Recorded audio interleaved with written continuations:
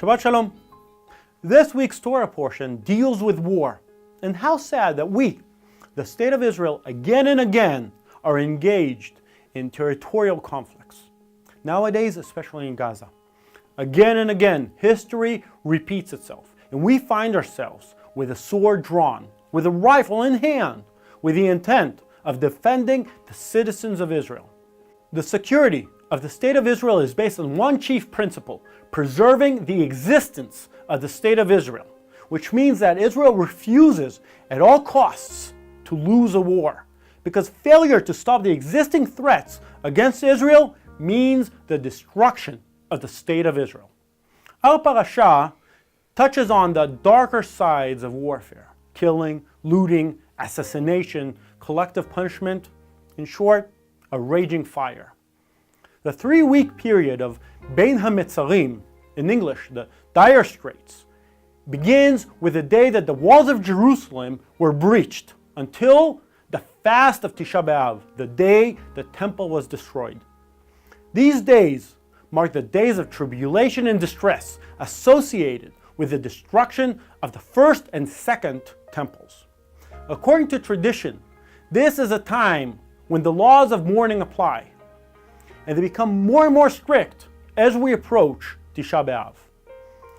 On the 3 Shabbats of the dire straits, Bein HaMetzarim, we read the 3 Haftarot, the weekly readings from the prophets that deal with tribulations and punishments that will come about due to the sins of the people. And after Tisha B'Av, in the next 7 Shabbats, we read Haftarot that have a theme of comfort and forgiveness. The days of dire straits commemorate the destruction of the temple and the exiles of the people of Israel. This week's parasha, Parashat Matot, always falls during this period of the dire straits, Bein HaMetzarim. It emphasizes the contrast between promises, hope, our land and home, and between destruction, exile, and the hiding of God's face from us. Jesus left the temple and was walking away when his disciples came up to him to call his attention to its buildings.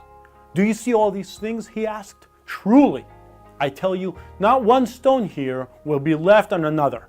Every one will be thrown down." In these weeks, we begin to think and talk about Tisha B'Av, about the meaning of this day, about the destruction. But it's very difficult to internalize and mourn the destruction of Jerusalem, which happened thousands of years ago, when today we are surrounded by a sizable, blooming, vibrant, and calibrated city. The request for us to continue to remember the past is for many reasons. First and foremost, to continue our existence, to continue life, to always stand on our own, to not allow anyone to hurt us anymore. Remembrance is essential to our continued existence as a people. Remembrance is essential for the rehabilitation and building of a country in a physical and spiritual way. Remembrance is important to bring about change.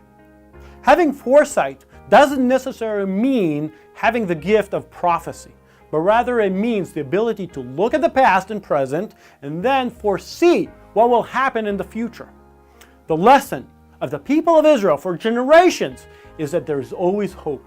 The hope for salvation, the hope for redemption, for returning home from afar, from punishment to forgiveness and consolation.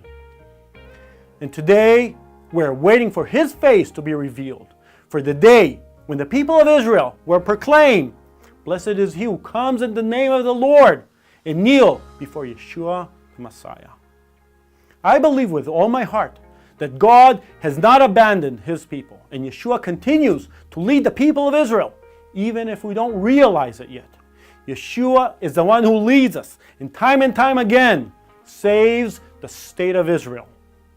The day will come when the veil will be removed, and the people of Israel will accept him as he is, as the Messiah, King of Israel. Another hot topic in the national arena, the matter that threatens even to topple the government, is the issue of recruiting Orthodox Jews, Haredim, into the Israeli military. The Haredim who want their young men to spend these potential military years studying the Torah instead, they cry out. They want to kill us. The The Torah is our life. This is a battle of life and death. Where does the Torah student get his excuse not to serve in the army? Is it from the Torah? The argument that the Torah student should refuse to enlist in the IDF is very weak, because the Torah encourages and possibly even demands military service. The book of Torah that we have been studying for the past few weeks, Numbers, begins with a requirement for a military census of the tribes. You and Aaron are to count according to their divisions all the men in Israel who are 20 years old or more and able to serve in the army. In Deuteronomy, there's a list of reasons for exemption from the military service, like the building of a new house or getting married, etc. It should be noted that studying Torah is not one of these reasons. It appears in Deuteronomy chapter 20, verses 5 through 8. In our parasha, the tribes of Gad and Reuven see the richness and greenery beyond the Jordan River, and they ask permission from Moses to settle there and not to enter into the promised land. At first, Moses is angry with them because he senses a hint of the previous rebellion of the spies who rejected the promised land. Moses attacked them with a rhetorical question. Should your fellow Israelites go to war while you sit here?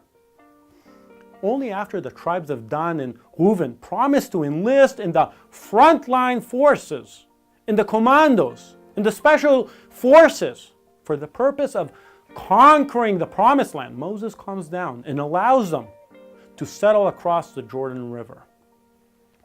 From here, I want to continue to the context of Messianic faith in Israel. Opinions differ regarding enlistment in the military, but amongst Messianic believers in Israel, there is a majority that enlists, and do so with pride, even though the question of military ethics arises from time to time. Some believers encourage enlistment, but not to combat unit, because Yeshua commands us to treat our enemy with love.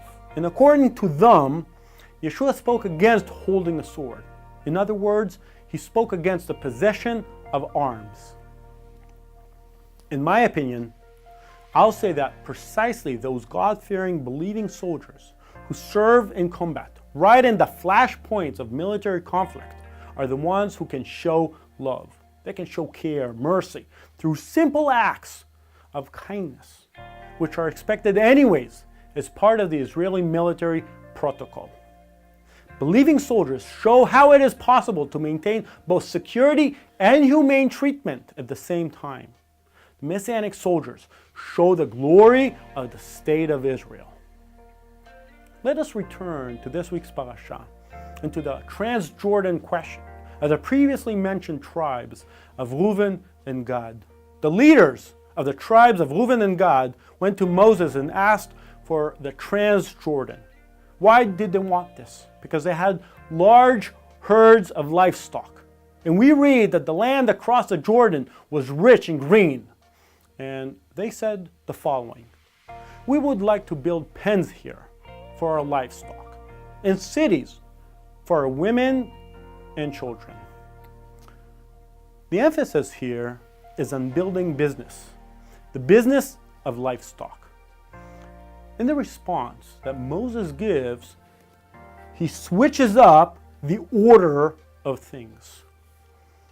Moses says, build cities for your women and children, and pens for your flocks. Moses starts with the word build, first and foremost, which refers to children and family. And then afterwards comes work. Today's world, we are in the same story. We spend so much time at work, we hardly see our children. We often have no idea what's going on in their schools.